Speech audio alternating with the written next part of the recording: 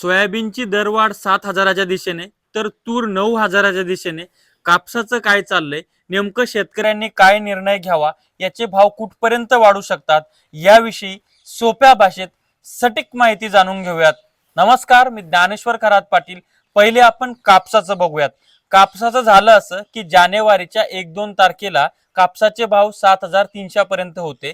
15 जानेवारी पर्यंत कापसाचे दर त्या ठिकाणी जवळपास 800 ते 900 रुपयांनी वाढले आणि ते 8,400 पर्यंत उच्चतम क्वालिटी आणि 8,000 8,100 सरासरी अशा पद्धतीचा भाव मिळाला. मात्र तो जो सिलसिला होता भाववाढीचा, तो 15 जानेवारीला जो थांबला, तो कायमचा त्याच ठिकाणी थांबला आणि कापसाचे दर गावखेड्यामध्ये जे 8,000 प्लस सुरू होते ते 79 झाले आणि मार्केटला 8,000 ते 8,100 झाले. याचं कारण म्हणजे एकमेव आहे, जे की सरकारनं CCI कॉटन कॉर्पोरेशन ऑफ इंडियाच्या माध्यमातून जी सरकारी खरेदी केली होती, त्या सरकारी खरेदीतनं जवळपास शेतकऱ्यांचा 82 लाख गाठी कापूस खरेदी केला होता आणि तो कापूस आता सरकारनं ऐनवेळी मार्केटमध्ये त्या ठिकाणी विक्रीला काढलेला आहे आणि त्याच्यामुळं भाव हे दबावात आलेले आहेत. दबावात म्हणता येणार नाहीत, पण स्थिर झालेले आहेत, ते वाढायला तयार नाही. याच्यामध्ये सरकारनं फक्त एक गोष्ट केली नाही. सरकारनं जर का भाव पाडून CCIचा कापूस विकला असता तर मग आपल्याला तोटा झाला असता, भाव रिटर्न आले असते. मात्र सरकारनं CCIचा जो कापूस आहे तो बाजार भावाप्रमाणे विकण्याचा निर्णय घेतलेला आहे.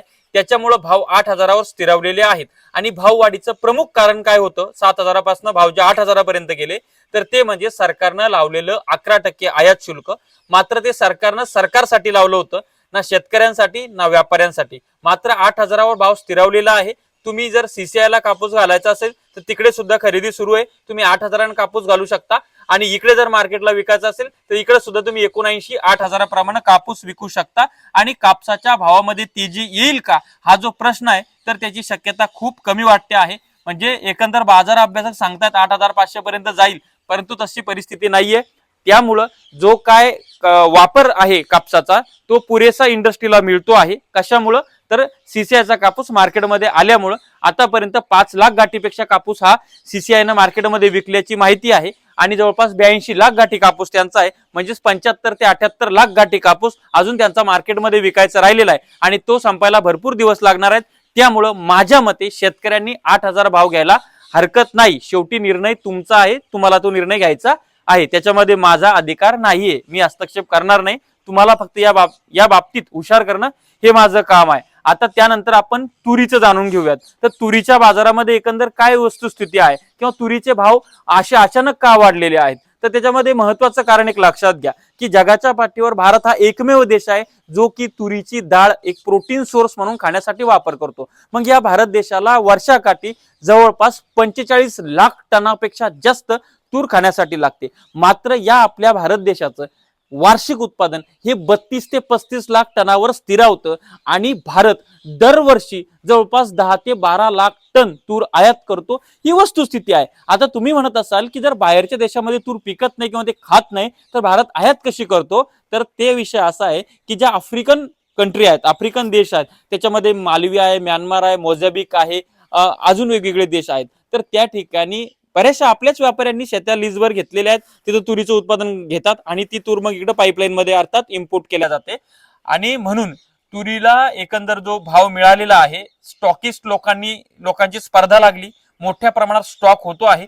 त्याच्यामुळं झपाट्यानं तुरीचे भाव हे डायरेक्ट 7,000वरनं 8,200, 8,500, 8,600 पर्यंत जाताना आपल्याला दिसले आहेत आणि लवकरच ते 9,000 पर्यंत जाईल. बाजार अभ्यासकांच्या मते तुरीच्या दरामध्ये जवळपास 9,000 येण्यासाठी मार्च उजडावा लागतो. मात्र त्यांचा पहिला अंदाज खोटा ठरलेला आहे.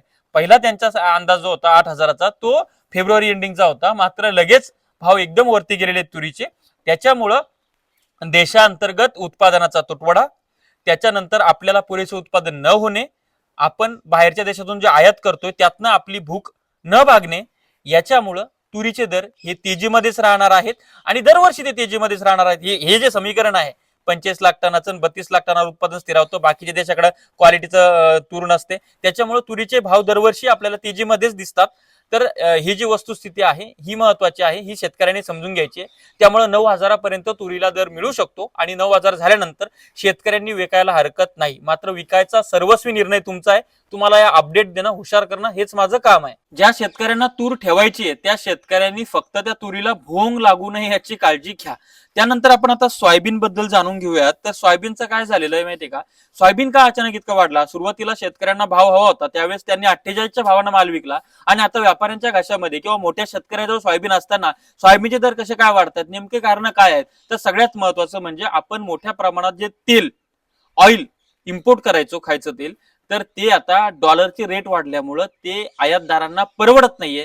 त्याच्यामुळं देशांतर्गत सोयाबीनचा वापर वाढलेला आहे आणि त्यामुळं मोठ्या प्रमाणात उद्योगासाठी, इंडस्ट्रीसाठी सोयाबीन लागते आहे. ते एक महत्वाचं कारण. दुसरं म्हणजे इल्ड लॉसेस देशांतर्गत. तिसरं म्हणजे देशांतर्गत जो वापर सगळ्या दृष्टीनं वाढलेला आहे. सोयाबीनसाठी असेल, क्रशिंग जे वाढलंय ते आहे. आणि सगळ्यात महत्वाचं म्हणजे काय, सीडलं मोठ्या प्रमाणात स्टॉक झालेला आहे. ते एक सुद्धा महत्वाचं सोयाबीनच्या भाववाढीचं कारण आहे. त्याच्यानंतर सोयाबीन जी मागच्या वर्षी तुम्हाला घट झाली होती भावामध्ये, ते कशामुळं? तर सोयाबीनच्या पेंडची जागा मक्काच्या पेंडनं घेतली होती. मात्र आता वस्तुस्थिती अशी आहे की मक्काच्या पेंड्यामुळं जे अंडे आहेत किंवा जे पोल्ट्रीचं उत्पादन आहे त्याच्यामध्ये त्या ठिकाणी प्रोटीनची कमतरता जाणवत आहे. त्यामुळं परत एकदा पोल्ट्री उद्योगाचा सोयाबीनकडे ओढा दिसायला लागलेला आहे.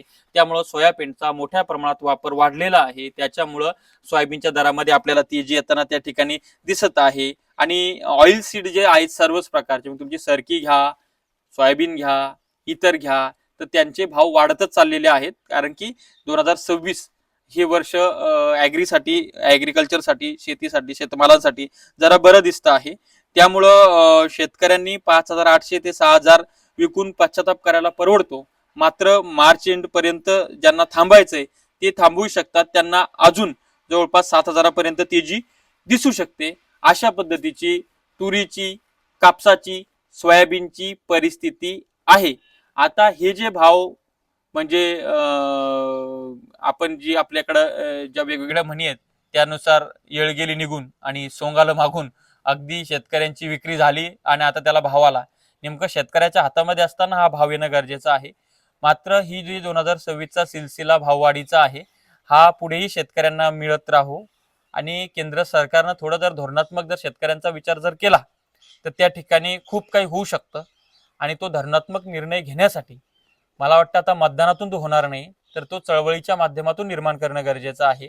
थोडी त्यागाची जी प्रवृत्ती आहे आपल्या, ती आपल्या सगळ्यांना बाहेर काढणं गरजेचे आहे.